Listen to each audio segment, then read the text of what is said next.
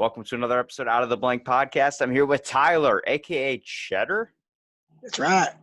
Cheddar, dude. All right, so would you do anything for $1 million? Anything for $1 million? Anything. Fuck, I've thought about this before. I would, but it just really depends on what we're talking about here.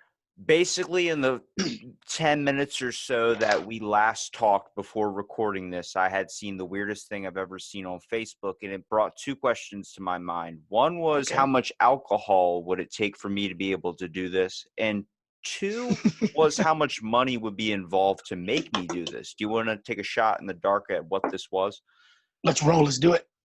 So it was what they call Ponyists, and it's the people that like to dress up in gimp mask and pony outfits, and literally it's a whole track. They're called pony hobbyists, and I literally just saw a So they act like horses? But there's women that are in gimp outfits that are slapping the guys that are dressed as horses, and they're running through obstacles like when you're teaching dogs. And I'm like, please to God, don't let this be America. And next thing you know, it's New Orleans. I'm like, son of a bitch. You know what, dude? I'm doing that shit for free, bro. Fuck $1 million. Really? I'm fucking bucking up, bro. I'm like a Clydesdale. I'm going to be out there like the Budweiser horse. If you saw the woman I saw that the guy was pulling, I was like, no wonder he's not going fast. Yeah. That's fucking put his horse on a diet. Well, Tyler, why don't you tell me a little bit about yourself? And if you want, what do you do professionally or whatever you're interested in? So my name is Tyler. I'm actually a private contractor. I run my own business for Kaiser, the hospital. I do all their medical supplies. And then on the side, I'm actually a hip hop and pop artist from Sacramento, California. I go by Young Cheddar. I'm on Spotify, Amazon, Google Play, YouTube. You can look all my music up. I'm signed with Sony, so it's a nice little deal there. But on my major passion, everything that I'm really into, I'm into microbrews and craft beers. And lately, I've been doing a company that I started called the Brew and Review Crew, where we go to different breweries and we try out IPAs, imperials, stouts, ales, all sours, all types of beers, and we conversate about them. And then we take it back to a podcast that's under construction right now. And just to give you a quick little glimpse of how it's going to be, this is where we're going to set up the podcast area over here, but then everything is filled with just micro beers. And every time someone comes to my podcast, they bring a beer. We set it up. We conversate about the beer. And that's where I actually found you. I was going through Instagram, and I was looking at people that enjoy beers the same way I do. And I'm so glad that you reached out to me, because this is actually the first Zoom podcast that I've ever been on. Ooh, I'll teach you all the tips and tricks once this thing's over. Trust me, I'll give you any information you need. I've done a little bit of conversating, I would say, just a tiny bit. That's right. I seen your Instagram though. You got a bunch of episodes, man. So that's awesome. But it's funny because, looking at your room, two things came to my mind. I was like, thank God he's a beer reviewer, because this is a person with a serious drinking problem if he's doing anything else. Yeah. But why exactly beer reviews, and especially IPAs? Because I've talked to a few people that review IPAs, but I think it's all in the aspect of highlighting the little guy. I mean, Holy shit. You want to talk about some major beer companies. One, I think Corona is never going to be looked at the same way. And Coors, all these major ones. And I'm like, either you're drinking to get fucked up or you're drinking for a taste. For me, I don't really drink a lot, but let me tell you something. Not Your Father's root beer is bomb.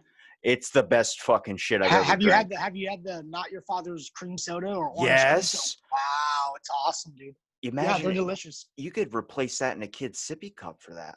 Well, if you like stuff like that, there are beers, and I know you know about them, the sours. They have Sour Patch Kids ones. They have Kool-Aid flavor ones. I mean, there is something for everybody in the craft beers. Now, the reason why I say I jump over to the craft beer was, if I want an Aquafina or a Dasani or an Arrowhead, I'm going to buy that. I'm not going to buy some watered-down beer that has no flavor that's been mass-produced by the big guys. I used to be the guy that drank the cheapest beer that you could think of: King Cobra, Bud Ice, just cheap beer. I didn't have a lot of money growing up. I didn't grow up that way. But then all of a sudden, I started getting into craft beers, started drinking local beers, and noticing that the people that were making the beers were from the same area I was from. And it just made the experience that much better when you drink a Track 7 beer shout out to Track 7 Beer Brewery. It's in Sacramento, California, where I'm from. They make a delicious beer. And then when you go into the brewery, you get this whole other experience that you don't get at a bar. You get to bring your dog there. They have food trucks on the outside. You're tasting all these beers that have like flavors that have notes in them that you couldn't even believe would be in a beer, like grapefruit or pineapple or some type of mosaic hops. There's always something different in the beers that just make it a little more exciting. So I think it's more on the aspect of like, if you look at every brewery or every person that's growing their own or creating their own beer in their house or something, what's really cool is like the commercials for like the giant major companies really capitalized this back in the day, which was they would give you a story, like a sad story of like, I've been growing this beer on my grandfather's farm since I was a wee lad. And the dude's like in his 90s or whatever. It would make you kind of relate and be like, I want to buy that beer and support that guy. But right. started to realize that's kind of bullshit, and then you actually go out and find the people that are actually have stories like that. For instance, like there's a local brewery in my town, for instance, is called Burley Oak, but they're a main manufacturer and producer of basically so much down here. They just started making hand sanitizer during the COVID situation. They stepped up and they were trying to really, but they're for the town. They're like, hey, we've been here, you know, we play live music, you can go in and you can chill, you don't feel like you're going into, I mean, because when you go into a gas station, there's so many fucking options of what you want, but everything's so high priced for like 4 beers. I'm like, I want to get something that tastes good. I want to have fun with it, and I want to, you know, you want to enjoy the experience. And you're right about that. You know what's crazy though is so a couple of my podcast people that I just cannot stop watching are people like Brendan Schaub and Brian Callen and Tiger Belly with Bobby Lee, and these dudes just went to Texas for Texas opened it up and let everybody do a show, and these guys came back with COVID, man. Brandon Schaub, shout out to Brandon Schaub and Brian Callen off The Fighter and the Kid. These guys just got the COVID, and through their whole podcast, they've been talking shit, telling everybody that, you know, they're not going to get it, and that if they do get it, they're going to beat it. And thank God that they did beat it. They've been in quarantine. They both came back and tested negative, but the fact of the matter is that they left California, went to Texas, a place where they opened up the state to let people do these comedy shows, and they end up getting COVID. So it's not a joke. It's here. Some people can beat it, some people can't. But I feel that it's messing up the brewery thing that we're doing right now too. Like we can't go to a brewery, and when you do, you know, the whole point of going to a brewery is to be in a social environment and meet new people and have a good time. But if you have to social distance through a brewery, then what the hell is the point of opening up the brewery? Great place to get laid when you're drunk. Obviously, it makes it a Great little bit. place. Yeah, it makes it a little bit easier. Yes. Good time with great friends, partying. Like for instance, my town, there's a place called Fishtails down here. It's a little bar or whatever. Well, they started doing this thing to help keep the 6-foot rule, and that was that you got to basically be in a giant inner tube. There, all these people, like the inner tube would keep people away from you and out of your distance. I'm like, I mean, if you're really going, like, I knew I was like, I don't go to bars and stuff, but all my buddies, like, I'm not going to a bar if they're doing that, because then that just kind of eliminates the whole fun. Like, you want to get drunk, you want to put your arm around a friend, you want to have that deep conversation, you want to joke around sometimes too, but you can't do that when you're in a fucking inner tube. And it feels like now, like, people are going to watch me to make sure I'm like drinking, but I'm also keeping the rules intact. I'm like, dude, don't you feel weird even if you fucking cough? You're like, you're trying not to cough no more because you're scared people think you got some shit. Like, it turned into what China's doing with their social credit thing, where basically they snitch on other people, so they get like loans and they get like better lower tax rates and stuff, because all they have to do is snitch on their neighbor that's doing something wrong. That's what's happening now. People are snitching on people that don't have the mask and all this. I'm like, okay, can I put my mask down for a second to sip a beer? Like, when, like, you're losing the close personal reaction. When I first saw, like, they were going to they closed down AA meetings, but they kept bars open, like, for delivery and stuff, which I was like, wow. Yeah, I got one for you. They're letting people out of jail, but they're putting people in jail for not complying. Like, I don't get it. So you're letting people out with COVID, and then you're putting people in there knowing that people got COVID. This is a weird time. And another thing about these damn masks, it's already been proving that the mask does not stop the transfer of the COVID. And also, it's also been scientifically proven that you're not supposed to breathe in your own CO2 constantly. Look, I work at a gym, so the sweat, everything gets hooked right into here, and you're breathing in bad toxins. We've had so many people that just get sick at work with like a cold or something, and we're like, why? It's like, because you're breathing in your bad toxins. Yeah, and you probably didn't brush your teeth with your nasty ass, so you're breathing all that fucking tri-tip sandwich you had last night. Or some broccoli cheddar soup. Hey, don't you dare talk about the broccoli cheddar That soup. is that where the cheddar thing comes from? Because like no, I'm like, but I just love cheese, bro. But that's what I'm saying. I was like, he's okay. He calls himself young cheddar for one thing. Yeah, One I'm reason. not young. One reason is because cheese is good on everything. That's right. I'm lactose intolerant, and I still eat fucking cheese on shit. You know what? I'm starting to get there, and I just turned 31 on July 9th, and I'm starting to notice the more cheese I get, man, I got to shit all the time, dude. I don't know what's going on.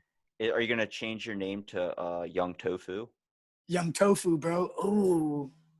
No, that would be perfect with the millennials. Shout out to the girl coughing off to the side.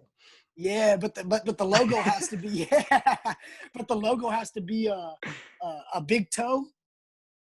That's a gangster with the bandana on it. So tofu. It'll be like like an Asian toe gangster or something. Tofu. Next thing I know, you're opening up a sushi restaurant or something. And we might do this together, dude. We might just blow up off of it. Okay. That's what I'm saying. Okay, so with the podcast being under construction, what are you trying to do? Just like talk about brews and kind of just basically have a brew while shooting the shit? See how we're doing right now? Yeah. This is what I want to do on my podcast. I want to conversate about current events. I want to have segments where we're cracking open beers, hopefully get some sponsors to where people want me to advertise their beer because this is a passion of mine. This isn't it's not about just drinking the beer, you know, like, of course, that's the fun part. I could do that without a podcast. It's kind of like I'm trying to do my due diligence and spreading the word about local and craft beers.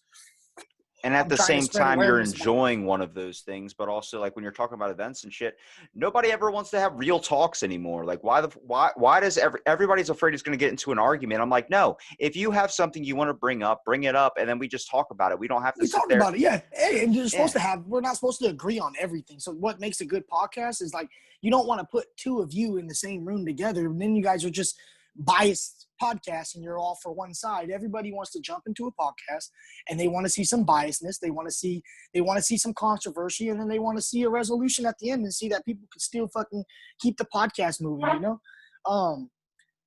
Going back to the local beer thing, the reason why I want to talk about local beers is just to spread the awareness of the fact that these beers could open up a whole new gate for people and opportunities that they don't even know. The guy you're splitting a beer with could be a doctor, could be a military vet, could be a mechanic. You just never know who the guy you're sitting next to having a beer with. And what's the craziest story What's the craziest story you've ever heard over a beer? Because I'll give you one that I heard on a podcast. So I don't know if you've listened to any of. Say that again. I'm sorry. I want to know your craziest story you've ever had over a beer, but I'm going to give you one that I heard on a podcast.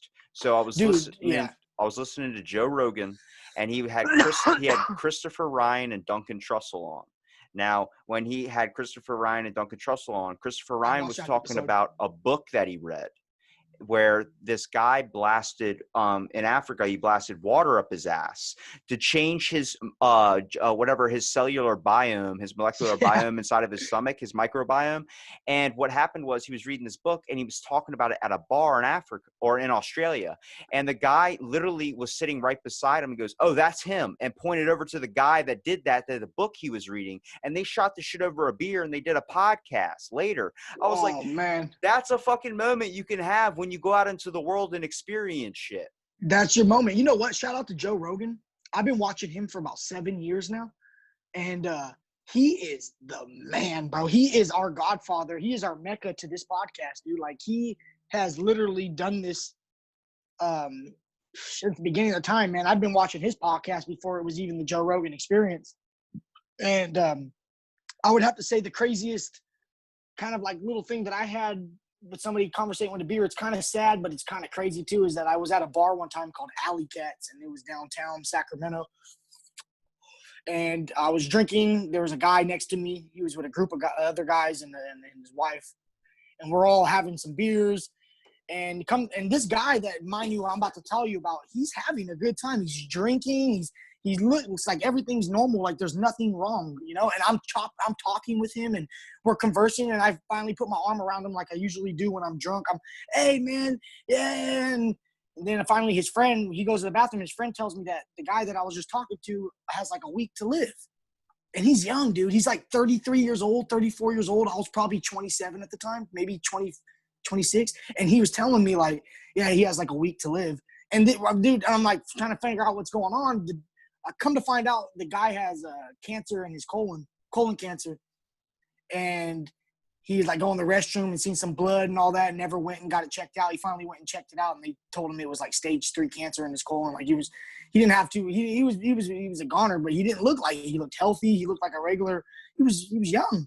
He was at the bar with his friends, spending all his money to be with his friends. Like he just wanted to be in the bar with his friends and spend his money, the last of his money, with his friends. He didn't cash out. He didn't sit down at home and die, dude. This dude was at the bar, told that he had a week to live, and was just fucking getting hammered, hugging people and loving life. And it changed me, dude. I went back to my little studio apartment downtown Sacramento, and I could not believe, like I was in shock, dude, that like I was literally chilling with somebody that had a due date on them. Like literally, Pretty that's crazy. like if somebody showed you a piece of paper and told you that on this piece of paper written on this thing is the day you're going to die, the exact second, the exact date, would you look at it? Oh man, That's they told me that's hard, because if someone told you like, hey, I have a piece of paper right here and it tells you the day you're gonna die, and then they're like, do you want to see it or not? Fuck, I don't know. I know that if I had a couple IPAs, I might look at it. Yeah, but it's like you want to know the answer, because then you can kind of predict like, all right, if this is my death date, then I can do whatever the fuck I want until I get there. Or me personally, I would try to fuck with time, and I find out, okay, so this is the day I'm going to die, and this is how I died. I'm going to try everything on my day that day not to do that. So if I died in a motorcycle, Nah, that's not how it works. my motorcycle, It always happens. It's the string of fate. It's like I'm not going to go to the store today to avoid this, and then that's like the next day or whatever it is. But it's like this is going to happen, and it's going to happen some way. On that day, you're going to die, and you don't know exactly how. It's just your death day. That sucks, dude. I hate talking about death. But I'm going to tell you right now, that's probably my biggest anxiety. I fear death more than I fear fucking anything in this world. You know what? I had my cousin, for instance. A lot of things happen in life. I've lost people to suicide before, and I was talking to my cousin on this idea, and my cousin brought a huge perspective into my mind, and I was like, people call those people weak. Like, if you're weak to kill yourself, you always hear that. And my cousin goes, honestly, I think it's the strongest thing you can do. Imagine going through so much pain like Robin Williams and then doing that. And I was like, fuck. I was like, that's the only thing that's promised to us. And we're supposed to live our life completely all the way into that day. But then people talk about paranormal experiences and afterlives. And I'm like, what is after that?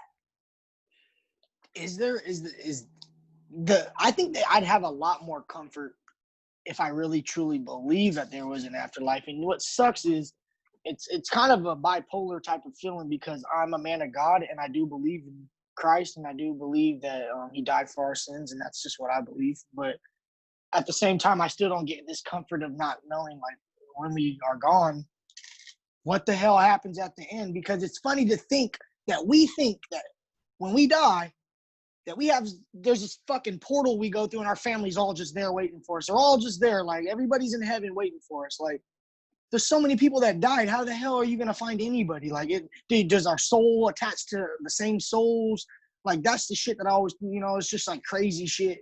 What would be your idea of heaven? Because I'd like to think if there my idea of heaven is exactly what I said, is when I get there, my family's there that's passed away, like my brother who passed away, and my cousins and best friends and stuff that have died. I would assume that they would be there, and the ones that aren't there, they would tell us why. I honestly haven't really thought about it like that. I just don't know. And I think that's the fear of, like, you just don't know. I would like to like think it's like a recollection of all your memories. Like I would just like to sit like if I was watching old VHS tapes and just sit there and watch like Like it all just plays back. all the fucking cringing moments of like when you're like, oh God, I can't believe that. It's like you're like covering your eyes, but you're still looking through them. Like, oh my God, Well, I can't believe that's happening. they say that's the shit you hear right before you see the light. Is like, you know, our body's like a machine. It's like your brain's like a program computer. Like when it's ready to shut down, you just see everything while it's crashing. You see your whole life before its eyes. Like, have you heard of the theory about if you ever see like people always talk about a white light or something at the end of the thing. So what they were talking about, the theory was, imagine if that's like you coming into this world as a baby and freaking what do you call it? It's the doctor's the doctor's lights like in the hospital. So it's you coming out of the womb. I'm like, dude, if that's reincarnation and it's forced, that's fucked. Well, check it out. I was in Hawaii with my buddy on his bachelor party. This was last year. He goes into the water, bro, on a jet ski. He's a big dude. He's like 300-pound plus. He can't get back on his jet ski. We're in the ocean. These people are trying to rescue him. I was a guide, bro. I had happened to help those people. I had to one time, there was a 400-pound guy. I had to tie a rope to his legs and we fucking had to drive him in, dude. I swear to you, dude. Well, this shit was gnarly though. Like they almost killed him, so they can't get him up. So they're pulling him up by his life vest. His life vest is, you can't see his head no more. It's over him. And we're going in circles and they're like, back up. We're in Hawaii and they're like, just don't, nobody else jump in. We can't save everybody. And my boy said after about 10 minutes, they were choking him out, that he's seen this white light. And it was the most comfortable feeling that he's ever had in his life. He said he gave up. He said it was warm and it was very bright and that he just gave up, right? So look, they got him back on the dock and they're like a movie, bro. They're like fucking putting elbows into his stomach and this fool coughs up water. And I swear on my life, I've never seen this before. This guy looked like he's seen a fucking ghost. He was shaking. He looked like he just came back from the dead, dude. It was his bachelor party. We still had 3 days left in Hawaii. He gave up the whole 3 days. He stayed in the hotel. He never left, bro. He seen the fucking light. And he told me, Cheddar, I gave up. I see visions of my kids, and it felt so comfortable that he's like, I just let it go. I just stopped fighting. Like he said, he thought that was it for him. That's how he was going. Have you ever had a near-death experience? I have never had a near-death experience, but I've had anxiety attacks to where I thought I was dying. And if it's anything like that, fuck it. I mean, they're kind of more like the near-death thing. You don't even know it's happened until it's kind of over. But like, for instance, like the jet skis, people don't understand that's way more dangerous than people think. I've been out in hurricanes. I've been out in northeasterns. I've been freaking hit by a jet ski. I've been through so much. You've been hit by a jet ski? I've talked about it on a few past podcasts. I'm not going to bring it up again, but I'll let you in on afterwards. We'll talk about that later, bro. Yeah, I want to hear about you getting hit by a fucking jet ski. Hey, you know what too? When I'm looking at you right now, dude, you kind of got a little Joe Rogan vibe behind you there, bro. With the black curtain or the I like it, dude. Dude, during a podcast, I figured out this blanket I'm sitting on, what it's called. I had no idea. It's called a poncho. That's a poncho. It's called a serapa. It's serapa or serapa. A serapa? Yeah, I had no idea. 500, almost 500 episodes in, I find out it has an actual name. There's thousands of them all over my house. I'm like, where the fuck do they keep coming from? Does someone just keep knitting them and leaving them there? What's that over your shoulder, right by your shoulder? This one right here? Yeah, what's that big white thing right there? That white thing right there? That's my speed limit poster, and then under that is the KFC poster because nobody fucks with the Colonel's recipe. Ain't nothing like some good old Kentucky Fried Chicken. What do you think about that? What's a good drunk spot to eat? What would you consider your drunk food? Me and my girlfriend love Taco Bell, bro. Fuck yes, the 12 pack. Fuck yes, her right here. But say hi, babe. Say hi. Yeah. Hey, we fuck Taco Bell up, dude. Taco 12 packs? We don't do Taco 12 packs. We get our own shit. So I usually go there and get the $5 box, whatever's the little fucking thing that they got going, whether it's the gordita box, the chalupa box. I'm boxing it up because it comes with a drink, the little cinnamon toast that's new school shit. I'm talking about old school. Back in the day, me and my dad would tear up a taco 12 pack, man. 6 tacos for him, 6 tacos for me, and that's simple as shit. People want to go to like Chipotle. I want to get a burrito made for me. I feel like an asshole when I go to Chipotle because when I go to Chipotle and I'm telling the guy, hey, this is what I want on my food, I'm just a jerk. I'm telling somebody how to make their food. They're sitting there like, oh my God, are you serious? Like, all right, extra chicken. I got you. But so what I do now is if I go up to Chipotle, I'm like, yo, you make my food the way you would make it. And they go, what? I'm like, I'm putting my faith in you. If you make it wrong and I don't like it, I'm going to sit with my decision. I like that. You make the fucking food. Okay. Except if they reach for the avocado, then I'm like, don't you fucking dare put that on my burrito. My girl would kill you, dude. She loves avocado. You do not trust a food that you have to cut a certain time of the day, of a certain time of the week. And if you don't cut it in that time period, it goes bad. Yeah, man. Hey, Taco Bell is good. Okay, so I do remember doing the old school way before the boxes, for the stoners. I'd tear up about 5 or 6 soft shell tacos, dude. Like my brother was the crunchy, I was into the soft tacos, and I would douse them with the mild sauce, and then I gradually worked my way up to that fucking Inferno sauce. But you know what really stepped their game up right now? Shout out Del Taco, dude. Out here, I don't know if you guys have a Del Taco out there, but they stepped their game up out here. Now we don't have a Del Taco out here, but let me tell you. Where are you at? I'm over here in Ocean City, Maryland. Ocean City, Maryland.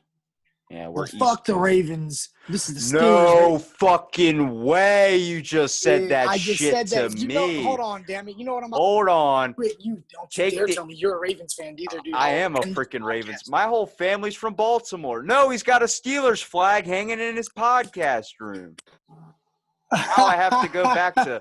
Now I have to take away the craft beer thing and just admit that you might be an alcoholic. Yeah. I'm a little bit of both, man.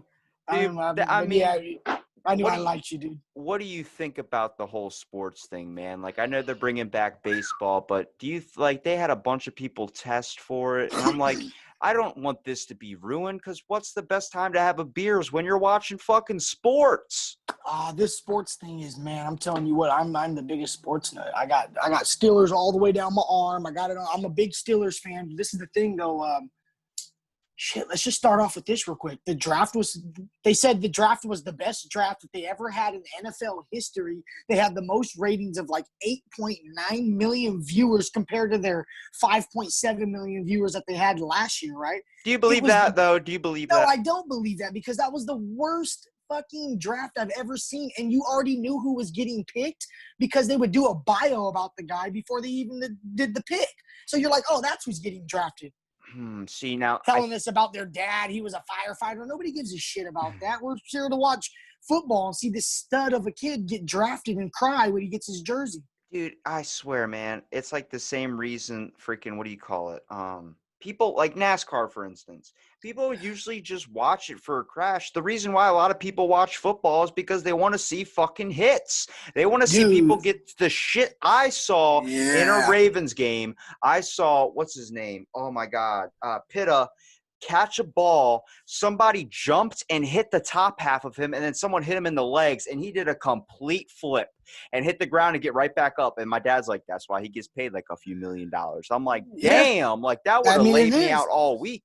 It is, but check it out. One of these little NASCAR drivers, I don't fucking forgot his name, and I don't want to give the wrong name, but he just got some shit, dude. He was on a little podcast playing games like a NASCAR game. And there was like a group of people in this thing, and he didn't think he could be heard. And he's like, what, nobody, they got the headset on, he's playing it, and he's like, nobody can hear us, right? And then the other guy's like, yeah, nobody can hear us. We're in a private room. And he's like, N-word, N-word, N-word, N-word. He kept saying the N-word. Like, he said it like 5 times. Little did he know he was playing with a group of black kids on NASCAR. And it's all over the internet right now. And he didn't think not one black person played the NASCAR game? Dude, all right, let me tell you something. I've been calling for a long time that Papa John's, there's something wrong with that fucking guy. Papa John? Yeah, something's wrong with Papa. I think he's an alcoholic, to be honest with you, but not how I've been calling you one, more like on the fact that he just really drinks and beats the crap out of people. What's his name? Kyle Larson. I'm sorry, his name is Kyle Larson. My girl was looking it up for us. My apologies. Kyle Larson got caught. Yes, sir. Okay, so with Papa John's, for instance, I looked up, I was like, this guy, there's something wrong with him. So he actually stepped down from his company in 2018. And the reason why was he repeated a racial slur that some dude had said. And he was like, I was just repeating the guy, but he's not wrong. And then they're like, no, now you need to step down from the company because now people are going to associate you as a racist and not buy our pizza. I'm like, fuck. Papa John's an idiot, bro. I always thought he was like a fucking weirdo, like he was in the cockholds or some shit. He was like a weird fucking dude. There's a video of him on Instagram cycling, and he's like, this bike is amazing. He's like doing a cycling thing. I'm like, I never ordered your pizza. I was always a Domino's fan, oregano on the crust. Fuck yeah. Shout out to my boy Juice. He used to work at Domino's, and Domino's was a good pizza. Dude, I've met so many pizza yolos like Mario, Mike, Scott, Edgar, and Jerry. All these guys that make pizzas and stuff, dude, they all agree with oregano on the crust. I'm telling you. Now I look at a greasy drunk food though that I would have to admit, maybe not tacos, just because I feel like I'm already pretty like messed up. I don't feel like trying to coordinate all the food landing in one spot. It seems like when you're eating a taco, it goes everywhere. Not gonna lie though, nothing can beat a nice either sub or a pizza slice. Hell yeah. Like, hey, do you edit your podcast mid, or do you just let it go one take? It's just gonna go one take. But with the like the sound only ones, it's gonna be a little bit like cut down any like major coughings to your girlfriend that was coughing off to the side. Yeah, sorry. She's good. But you know, dude, it's I think it's pretty cool. Like, I mean, you got a good vibe going. Is your girlfriend a part of your podcast too? Yeah, she just went back inside, but yeah, she is. She's kind of that one that you put into the podcast. She's the one that you put in the podcast that levels out the group. Levels out the group, and she's not. She likes beers and IPAs, but she's really like the one that I kind of like talk shit about, and she's good with it, and she like talks shit back to me. We just kind of play that role, you know. It's just good, bro. It's good shit because the women, we want them to be part of this as well. And I'm not on no movement. I can care less. But if you're a woman and you like craft beers and you want to get a woman's perspective on craft beers, well, we're going to give it to you. And we're going to give it to you in that girly way that she does. And then, you know, hopefully that draws some attention to people that want to listen to, because the beer thing is not just a man's world. It's a human's world, bro. It's for all of us to come together and have a great time. And I'm going to be honest with you. If I never started this beer page, I'd have never found you. We would have never been on this podcast. Yeah. I think what you probably noticed through doing your craft beer reviews too, is the fact that all of you guys have gotten closer together. You guys have a reason to hang out now. Yeah. And that's probably the best part of it. I look at, you know, when you're doing like craft beer reviews or something too, what's your worst drunk moment? Would be, I'm sorry, man. I kind of got a brain fart because I'm trying to think. Like, what would be my worst? Well, sit still, damn it, Jesus. My bad. You're all over the house and everything. I'm hearing laundry rooms. I know. My bad. You're good, dude. But what's a drunk moment? Come on. All right, I've knocked myself out while taking a piss. So come on, you've got to have one in there. I've never really had like a messed up drunk moment where like I probably was that drunk. You know what? I'm lying. I was so messed up at my aunt's house one time that like I was in the bathroom, and when somebody opened the bathroom, they said I was face down on the floor, like by the toilet, like I was blacked out. And this was like drinking like Hennessy and like playing beer pong and losing every fucking game. And thinking that it was cool, and then going to another party and then continuing to take shots. Dude, I hit the tub. Like, my whole face was all messed up. Like, I was passed out. Yeah, but I don't remember none of it. So everybody had to let me know pretty much the get down. And the stories that were told from, like, the timeline was like, if you guys are my friends, how the fuck did you let me get like this? Look, I'm not, like I said, I don't really drink, but let me tell you that Screwball whiskey is pretty good. But I think the thing is, when you're drinking and then it hits you and you start feeling it, you're like, this is fucking good. Like, I can talk and I don't have to worry. You don't have any of these anxieties and shit. But then there's a point where it's like, I have had way too much. And then next thing you know, something happens. You're like, oh shit. Like for me, for instance, I had, brother gave me a giant bottle of this Fireball, so like the huge ones, and I was sipping it the whole time. And I can handle hard ass liquor, like I can kill 2 bottles of Jaeger by myself, and I'll be fine. I don't know what it is. Beer hits me differently though. But when I was drinking this Fireball, I was sipping it, and I was watching the movie Forbidden Kingdom with Jackie Chan and freaking I forgot who the other guy is. I love that movie. Yeah, I love that movie, bro. That's a good movie. So I was laying on my bed and I was sipping this, Fireball, and I was sending pictures to my buddy of me killing this whole bottle. I killed this giant, like liter-sized bottle all the way down to the very bottom. I get up, I'm like, still kind of not really feeling it. Dude, I started taking a piss. Next thing I know, the toilet got really far away, and I'm on the freaking bathroom floor, waking up to someone screaming at me saying, "Are you drunk?" I'm like, "I'm going to bed." And I just got up and went into my bedroom. So what happened was there was a shelf next to my toilet. So like when you're peeing, I was backing up into it, and I banged my head on it and freaking passed out that way. And I was like, damn. The worst thing about it though was the next day I went to the gym and I ran on the treadmill, and I sweated nothing but cinnamon, and now I get sick at the smell of cinnamon. Right. You kind of take the shape of a Cinnabon right now. You eat so much cinnamon. You look like the little centerpiece of the cinnamon roll. Like, is that because I'm sweet and cute? Yeah, you're a little fucking tender. Swipe right, swipe right, swipe right. That is not a fun app to play when you're drunk either. No, it's not, because you might have not have meant to swipe that shit. I've gotten into some bad instances where I'm sitting there. I'm like, someone's like, if you swipe right the whole time, you'll actually get a pickup. I'm like, yeah, of somebody you don't want. For real. Like next thing you know, it's like, oh, you liked me, and then you're getting millions of DMs, and then you block them, and the next thing you know, it leads into Facebook where they find you on Facebook. Hey, I found you on Facebook. You're like, oh my god. Oh shit. Here we go. Check it out though, dude. Fucking every time you see me though, you'll always see me with this in my fucking hand. On my podcast. I'm continuously. I like to smoke weed, dude. Is it because it's fun? It is fun. But it is fun. It is fun, but I like it. It's me. I know. I like at least people like. I think definitely you should be more open about it. I've talked to so many cannabis educators. I've talked to so many people that are just stoners, and I'm like, my buddy, dude, I'll hook you up with. His name is David. Shout out to him. High Spoon Reviews.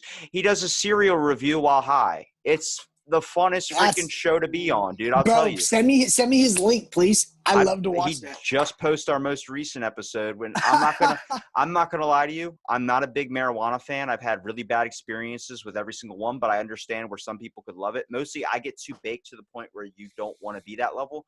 But I have a spinal injury that I've been trying to recover from, and I got prescribed recently with medical CBD oil, and it's been helping out severely. So when you see that cereal review, you're going to see me baked out of my mind reviewing Lucky Charms and how much it tastes like shit. Yeah, it does, like chalk and fucking the marshmallows. That's what I said. It's fucking chalk. It's chalk, yo. It's fucking bullshit. Those are fucking bullshit marshmallows, bro. Like, what was your breakfast cereal? Come on. So it's fucked up because we had Lucky Charms in the house, but I fucking like Fruit Loops. Like, I was like the Fruit Loop dude. I fucked those up, and Frosted Flakes, because we didn't really, like, we were really rich, so I didn't really get the fucking, like, Cocoa Puffs and the Multi-meal, bro. Multi-meal. Yeah, shout out, But, like, my favorite cereal right now is the, I don't know why I like that shit, the Honey Bunches of Oats. It's the freaking, I think it's the flakes, dude, because I'm a big fan of Raisin Bran, but not even the raisins. Yeah, me too. Just the bran flakes. I don't know what it is. Yeah, when I got older, I was like, I like the healthy cereal for some reason. It's good, it's not bad. It's good, dude. I had granola is awesome, dude. And then, yeah, the banana one that has like little pieces of bananas and like almonds in it. It's pretty damn good. Like, I'm not going to lie though. One of my favorite cereals of all time, and I got salmonella over it, and people know this story. It's the fact of Honey Smacks. I fucking got. All right, so I went to Walmart, and this was Honey Smacks. That's the one with the frog on it, and they have the little. Dig 'em. Yeah, I remember. That's my boy. So what happened was, all right. if you look up Honey Smacks, it's $5 a box. So I went to Walmart. I was doing good at work. I was saving up money. I was like, I'm gonna spend $5. I'm gonna get this box here. I'm gonna treat myself. Okay, treat myself. Next thing I know, there's an iceberg lettuce shortage because there's a salmonella outbreak. Remember that? Yeah. Well, Fuck iceberg lettuce. Guess what else got salmonella outbreak? And it was Honey Smacks. They recalled them all, but hang on a second. I went to the store. I bought a box of Honey Smacks. That night when I was eating it, I got severely sick to where I went back to the store the next day to buy Powerade because I had lost all my electrolytes. I went in there and I walked by the cereal aisle and Honey Smacks is gone. And I go, what happened to the Honey Smacks? The guy goes, just like the iceberg lettuce, there's a salmonella outbreak on Honey Smacks. They had to recall them all from all the stores. I'm like, how do you get salmonella in Honey Smacks? Exactly. I don't know. We got to look up the article. But the guy goes, look up the ingredients. The guy goes, if you bought a box yesterday, then you need to bring it back or throw it out because it has salmonella. And I go, I paid $5 for that box. I'm eating the whole fucking box. And I did eat the whole fucking box. And I got sick from every cereal bowl. Son of a bitch. I'm a man of, when you pay money, you finish that shit. Yes, you do. You tell me you're going to order 30 shots and only do 15 of them? Fuck no. We're doing all of it. We're doing all that shit, bro. You ain't leaving none for nobody. There's none of that shit going on over here, dude. What the hell? What, you think this is rich man's country? Yeah, what the hell? Like this is pony hobbyists everywhere. We don't have that money to buy they had a freaking obstacle course. Like the poles you weave in and out of and the hurdles, and you get to see this overweight guy try and jump over a hurdle. And were they in their dens getting brushed and getting their hooves cleaned and shit? Were they? They had the whips. They had the dude had the saddle with the ball. There were the real caddies, like the motherfuckers. There were jockeys. Jockeys. Everybody was outfitted up, and this is in New Orleans. That's where they show the beads. Or they showed the boobs for the beads. Dang.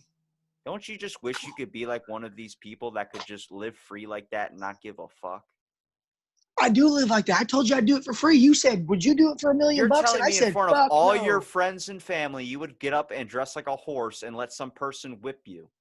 No, I said I'd dress up like a fucking giraffe, dude, and I'd go on a safari hunt, and I'd let people hunt me like a tiger or some shit. And I'd run through. I'd up these motherfuckers, bro. Listen, no, I would up these dudes. I'd be like, look, you guys want to act like little fucking bitch ponies, dude? I'm going to fucking step it up and be a fucking lion, bro. And I'm going to let people hunt me in the safari. And I'm going to live with a herd. I'm going to live with a pride. And I'm going to get raised by cubs. You're going to die out in the wilderness. No. I'm going to be the fucking first man cat. Dude. I'm going to be a man cat. For $1 million, you have to dress up and as an animal, but someone has to go out and hunt you. And you only get the $1 million if you live. You only get the $1 million if you live. I'm a fucking cheater. Do you think you would survive if they put you in an enclosure and you had to stay within like a 50-mile radius? You think you could survive? I'd Rambo that shit, dude. What happens if I get the guy from like Jumanji, like the old school movie, the one that came out, the old British guy with the sniper? Okay, I'd be like fucking Mel Gibson on The Patriot. Aim small, miss small. You ain't seeing me, bro. I'm gone. New question. Okay? For $1 million, which animal would you fight? Which animal would you fight for $1 million? But he has to be ferocious. So we're talking about either lion, bear, shark, or would you fight a buffalo? I want the fucking Loch Ness monster. I want to fucking fight. I want him now. What do you? I want to be like Conan, bro. I want to fucking take on. Okay, hold on. If you're gonna fight the Loch Ness monster, what do you prefer to fight? What would you rather fight, Loch Ness monster or Bigfoot? See, so me and Bigfoot, we're kind of cool. So we got cool like Bigfoot, I'm good with Bigfoot. So like, I'm not gonna shout out Bigfoot. We're like that, okay? I'm going with the Loch Ness. Bigfoot's cool. He's cool with me, bro. We're good on our terms. Like, I believe in that motherfucker. He's hiding. He don't want to be found. Now, all right, so I am a big Bigfoot believer, and actually in the episode I'm posting tonight, you're going to see that I am because I talk about it. But the fact is, what is Bigfoot, I consider him like a protector of the forest. Not really like this like savage ape, but like more like he comes out with like a yoga robe, and he's like, Smokey the Bear? That's bullshit. I'm the real OG. Right, and then there's always that one bad fucking Bigfoot, the fucking inbred one that comes to your campsite and like takes a shit on your park bench, and like you think it's a bear. you think a bear just like came to your campsite, but really it was that fucking piece of shit Bigfoot that was just pissed off. He was like eating all your beans. He's shitting my cooler. Yeah, he's like, it's a bear, and it's like, no, it's fucking Frank over there who fucking Taking shits in people's coolers, man. Dead serious question though, because this is a giant debate in my family. Who would you rather go? What would you rather go against, a shark or a bear?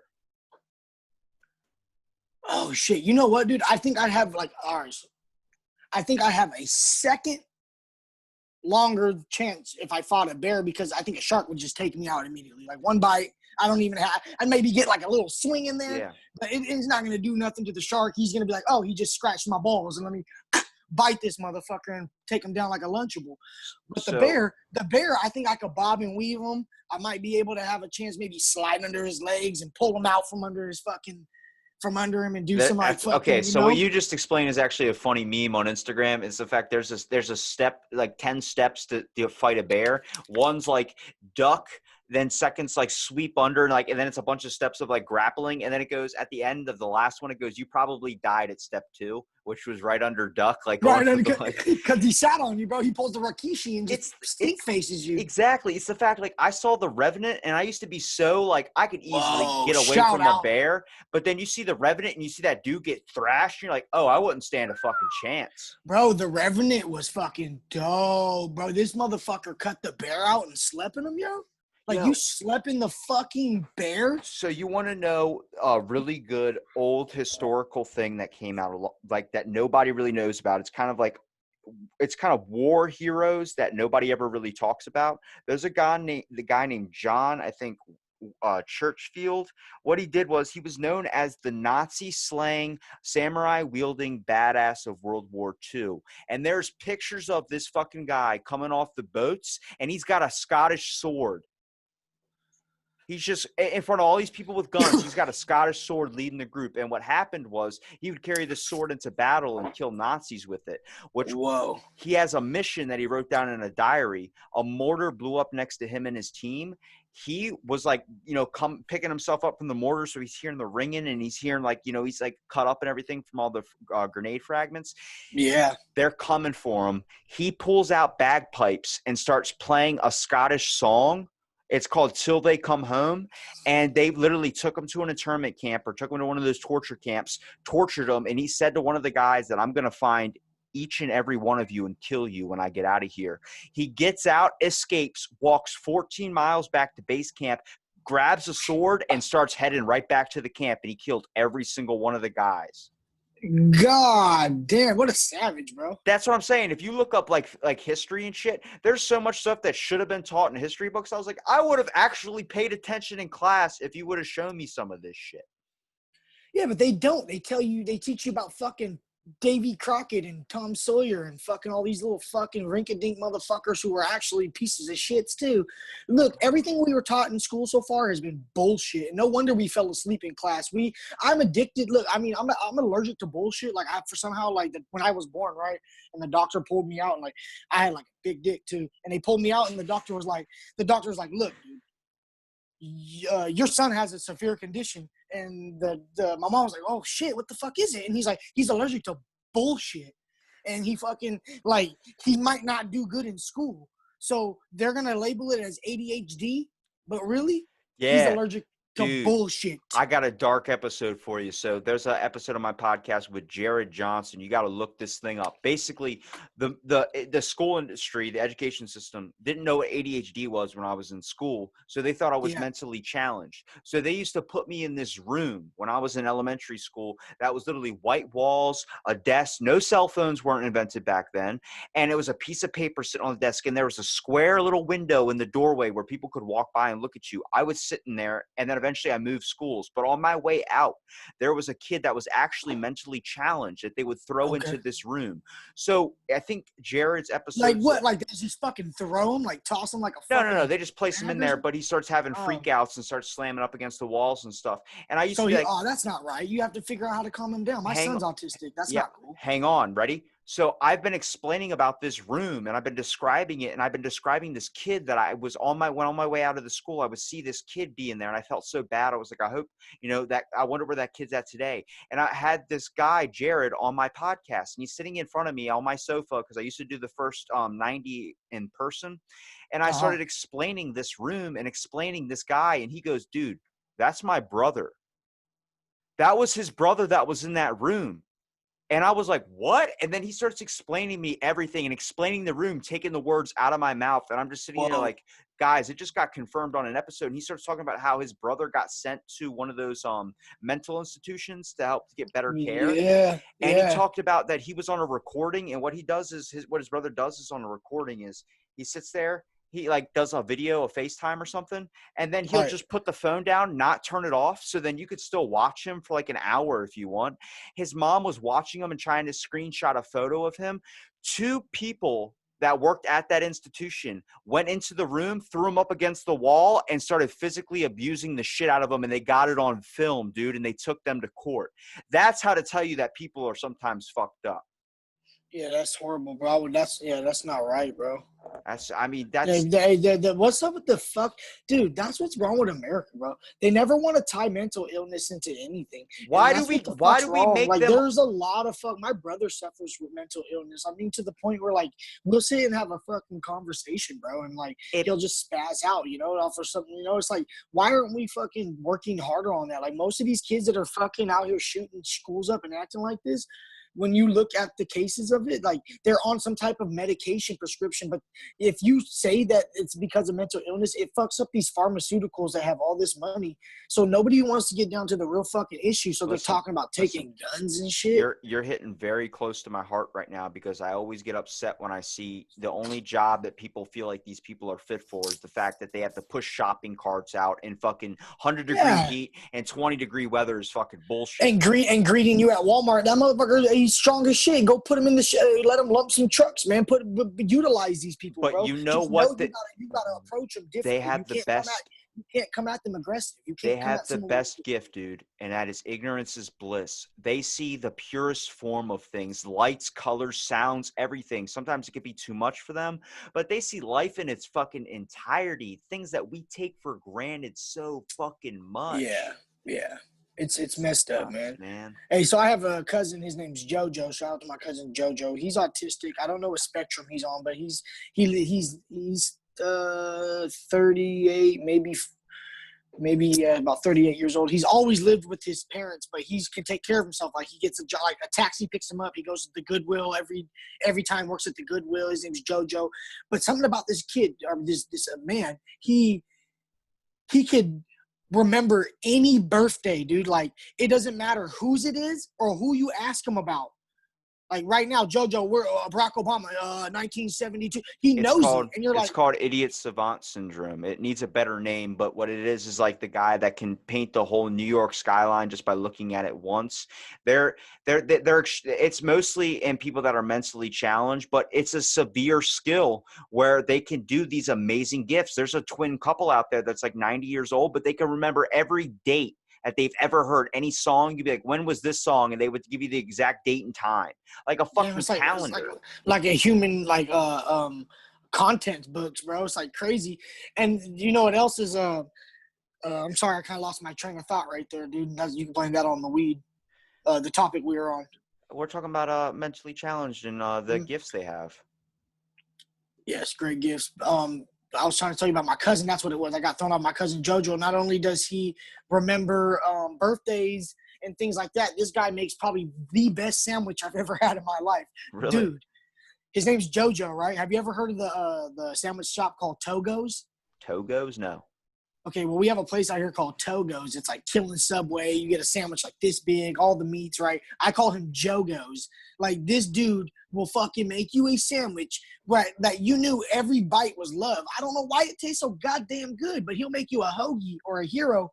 It's like, his kid's got it, dude. And he's not a kid. I keep calling him a kid. He's a grown man. But the thing, my whole point is that has more potential than what they're giving him at. Like, they're putting him at Goodwill because that's who's the only main company that will take in people that have autism. There needs to be, fuck Walmart. Who gives a shit about Walmart? We need people to open up jobs and give these people better opportunities, because if people like this can remember things, numbers, put them in accounting. See how they do in accounting real quick. Just try them out real quick. If this person can never forget numbers, I bet You'll never have somebody in your company steal from you again because this person's gonna be on point with their numbers. Fucking Man, dude. You'll never fucking perfect. Rain Man, bro. You'll never get embezzled again, bro. You put some of these people in a position to where they can't make friends. They don't know you personally. They can't personally be adapted to you. So you know they're gonna tell the truth when they count numbers. Try them out. See what's up. They just try it because we got some fucked up people in the society. Like you were saying, look like they're just beating people up in the fucking room. Children, bro. Like, what the fuck is that about? You just beating up kids? Like, that kid can't even defend himself. Bro. Makes me want to go in there and fuck them all up myself, dude, to be honest with you. Exactly, dude. We've talked about so much through this episode. You know what? That's good, though, dude. And you know what? That's important, dude. I hope you ask me to come back soon, dude, because I like conversating with you because you all right, you're open to listening. Bro. When you get your podcast out from under construction, I will be more than happy to come on and shoot the shit with you. I would like you to be my first guest, dude.